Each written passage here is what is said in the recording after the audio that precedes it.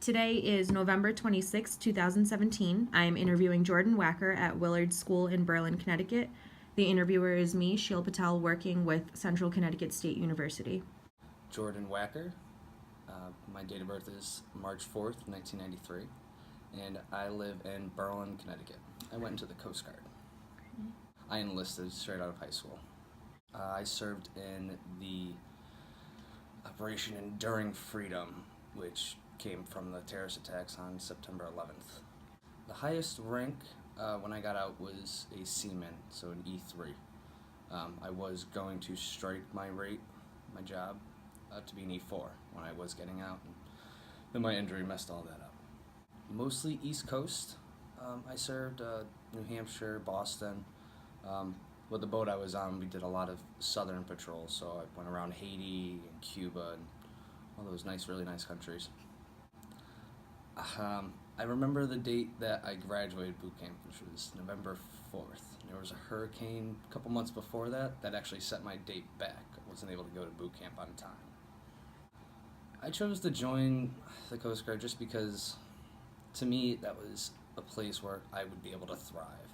I'm not thinking, hey, I need to stop this terrorist. I'm thinking I want to defend the home front here. I want to stop drugs from coming in. I want to stop illegal immigration and have the opportunity to also help the people in the surrounding countries. I chose that branch just because it that struck home to me. That was, I guess, the whole thing. I'm not a fighter, I'm a lover. I like to help people. And I guess going overseas, I didn't see it more as helping as more fighting. First few days of service were insane, and you get so much thrown at you. It's between qualifications that you need to get right away, just to even getting used to the boat, the layout of the boat that I was on. That was my new home, so it was just so much to take in. It was a small-ish kind of change. I think the biggest change to me was you're almost limited what you can say. So whatever first comes to your head to say, you have to rethink 3 times before you actually say it. There's that whole chain of command and everything. That took some getting used to. If something's right, I think you should just stick up for it right away. But I mean, you could talk to the wrong person, and then you're in trouble. But the training for the Coast Guard was tough. Not just physically, but also mentally.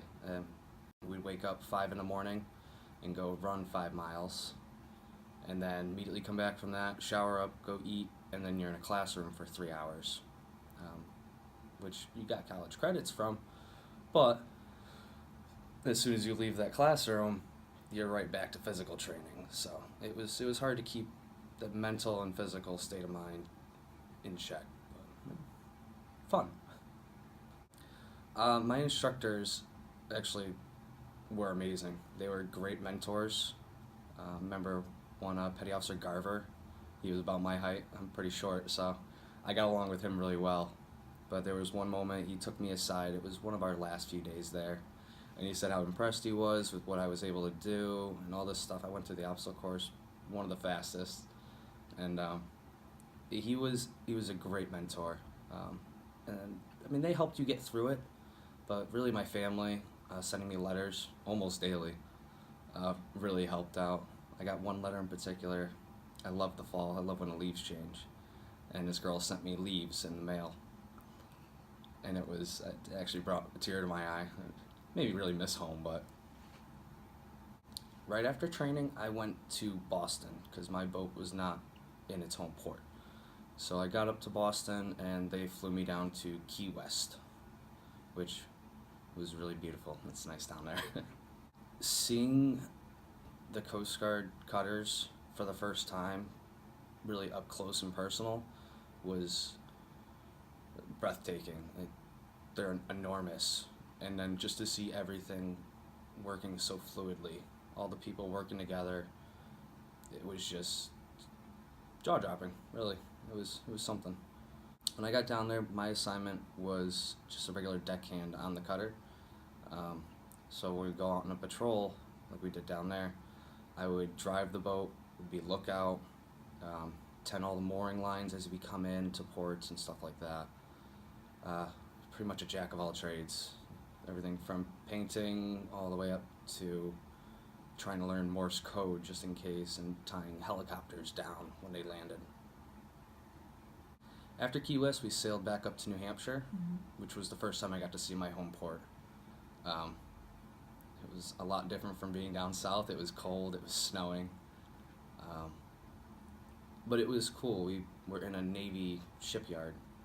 So I didn't just get to see the Coast Guard there, I got to see naval ships. I mean, it was a submarine base, so pulled in and we parked next to 3 different submarines that were up there. So I got to see a lot after I got back home from that. When I was up in New Hampshire, it was actually really close to when I got hurt. So it was a privilege that I got to go to different units while I was up there. So I went to a small boat station. So I got to do boat checks, check the boats in the morning, wash them down, stuff like that. I also went to a MAP team, which does a lot of the off-site repairs of some items on the ships. So I got to help them out as well, repairing just a variety of different tools that are on the boat.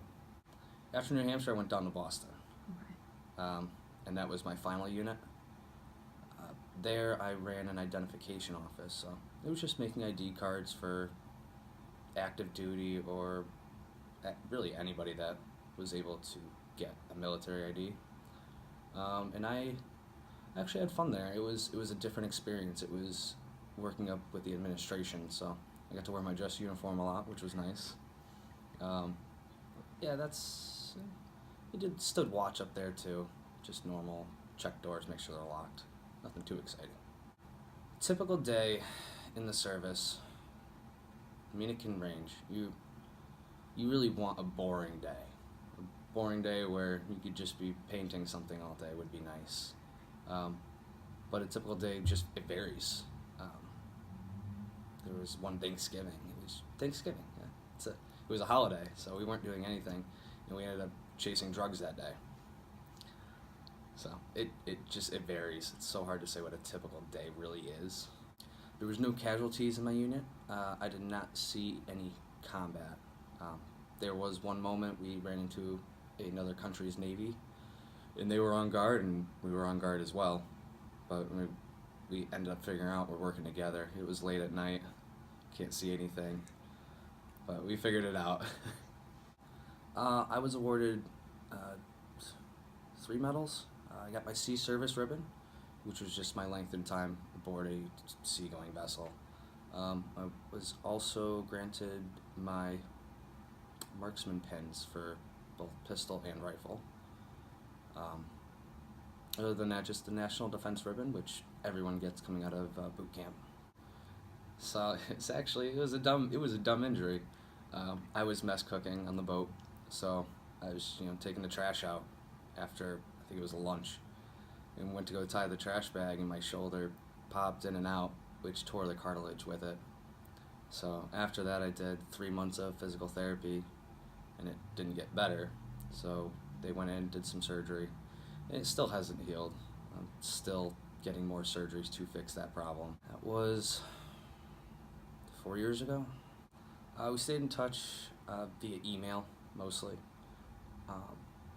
When I pulled into Cuba, they had payphones, so I got a charge card and called my mom that way. She called it. She's like, "Oh, you sound like you're thousands of miles away." I sort of am. But yeah, mostly email afterwards. And you really have to watch what you say in those emails, as everything is sifted through. They check everything just to make sure you're not giving away a location. So, food was amazing. The food was really good. The base in Cuba was just more like here. I mean, there was McDonald's and Subway, but then McDonald's had everything. It had the McRib along with the Shamrock Shake in the month of November. So, I mean, that was fun, but a lot of the people from there, or that work there, are from Jamaica. So they come out and they'll hang out with us sometimes, and they make food, so you get all that Jamaican food as you're there. It was unbelievable. So good, too. When I was in New Hampshire and Key West, mostly I ate with the boat. food is subpar, not very good. If you want your steak medium rare, that's too bad. You kind of get it however it's cooked that day. But like when I went to the small boat station, New Hampshire, much better food. The only difference is you pay for every meal there. So I think they have a higher budget to work with than the boat does. Makes sense. Mostly just live off of peanut butter and jelly sandwiches that you can make on your own. Absolutely. You never had to worry about running out of anything besides food. Um, Anything that we needed, it was provided to us. If it wasn't there, we would get in touch with another unit that did have it. There was a moment one of our engines broke down in the middle of the ocean, so we were running on one engine, and they brought a plane to airdrop a part that we needed, which was awesome. It was this little package, but a whole plane just to do that. You feel a lot of stress every moment. You mean you're constantly being pushed to be your best and to do your best. So you feel that stress on you. You just have to take it one day at a time, really.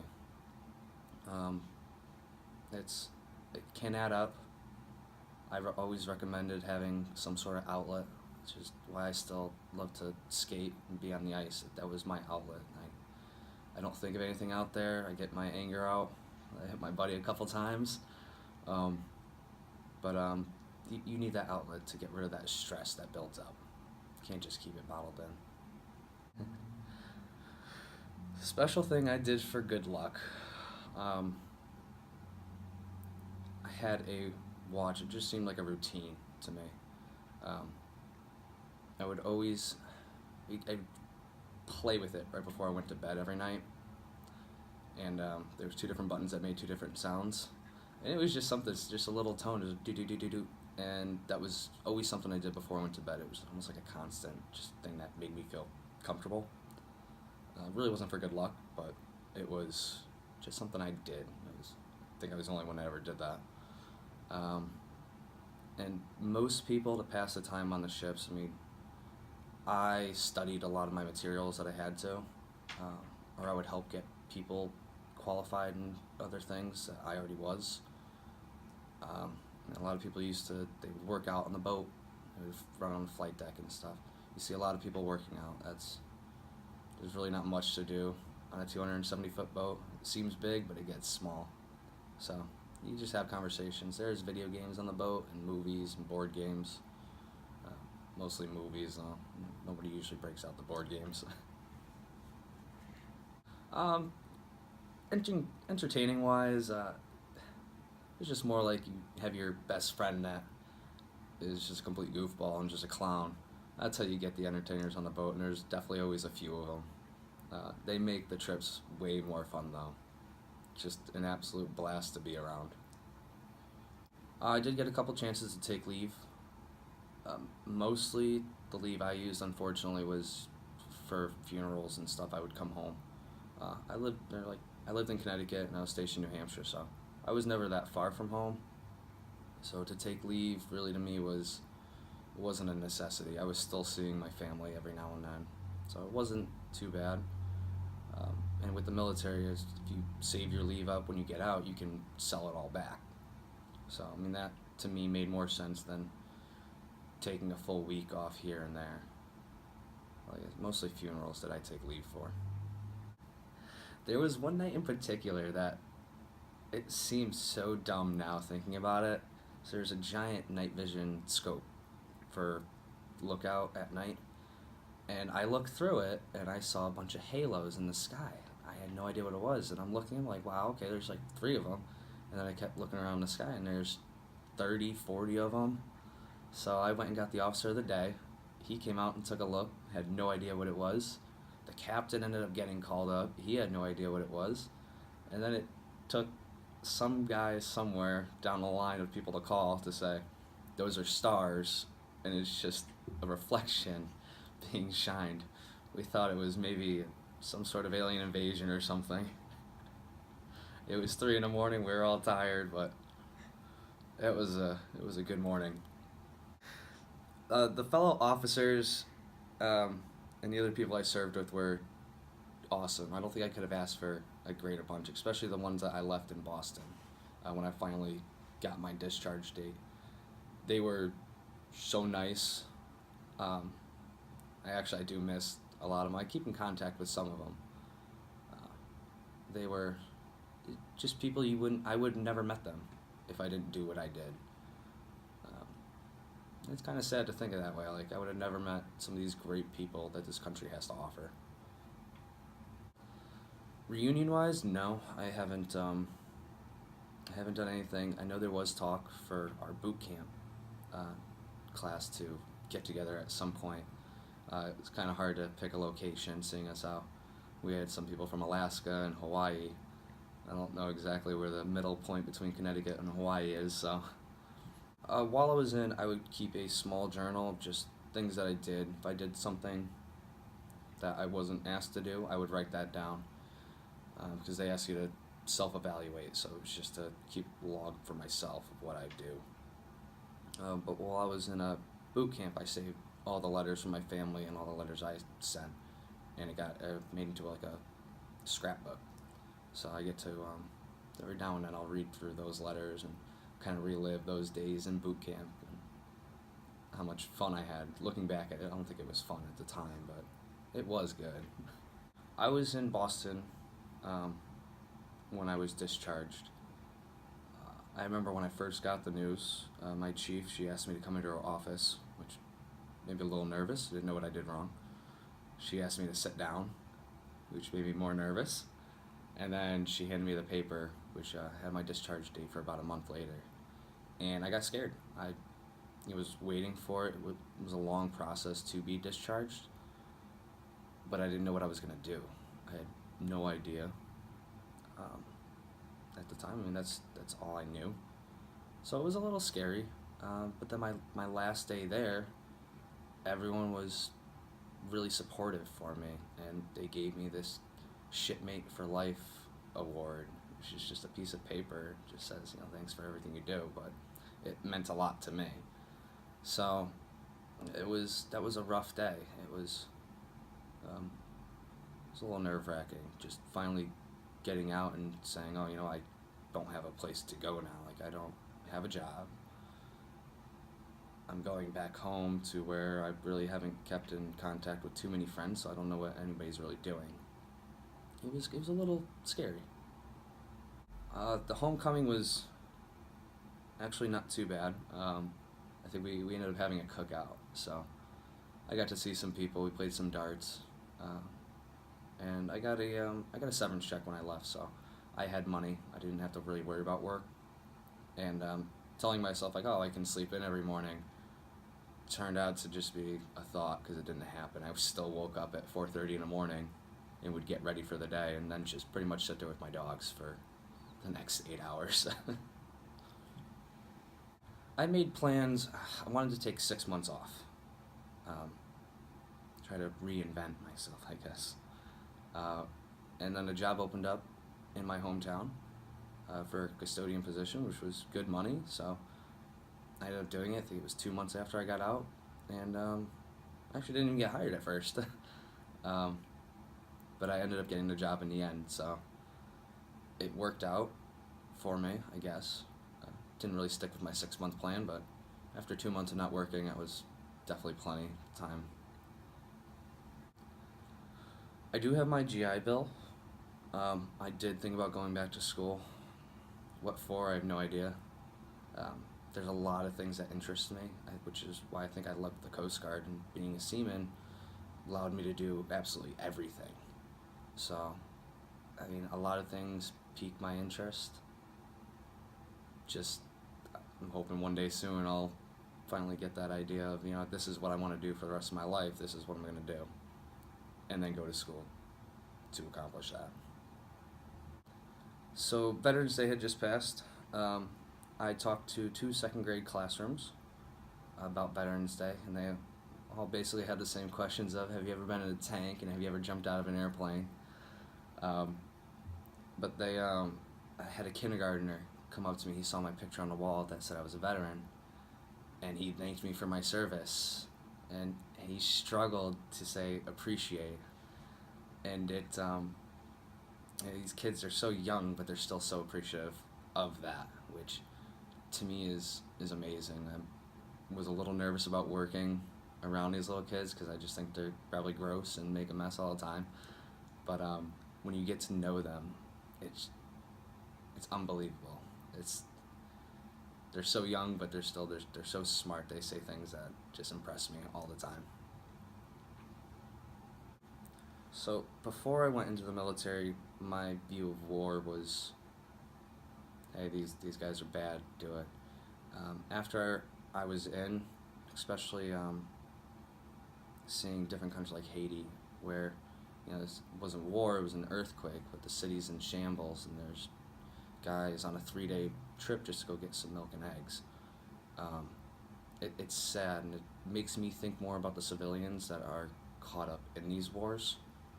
Like I said, I would rather save a life than take a life. So my view of war now is, yeah, it's still necessary. You have to stop any threat. But I think that we should be looking more towards the bystanders of that war and what that does to them. I joined the American Legion. When I first got out, it was actually a gift. My mom signed me up for it. And they offer great discounts through, let's say, like Enterprise, car rental, and a lot of hotels and stuff. But it's also a nice place to go, just to talk with people that are, they could have been Vietnam War, or they could have been anywhere. And it's a nice, great place. It's right by my house, so I can walk down there and really talk to anybody that they get it. They get how I feel, and a lot of them have the same views I have. My experience has affected me in a way that it allowed me to slow down my thinking. I used to be a bit of a hothead and have a short temper. But being in it, it's made me slow down. It made me appreciate small things, which it's good for me. I think it's probably better for my health too. I wouldn't have changed it. I wouldn't have done anything any different. I'm glad I did what I did. And I almost kind of wish I stayed in. I'd like to thank you for your service and also for taking the time to be interviewed today. Thank you.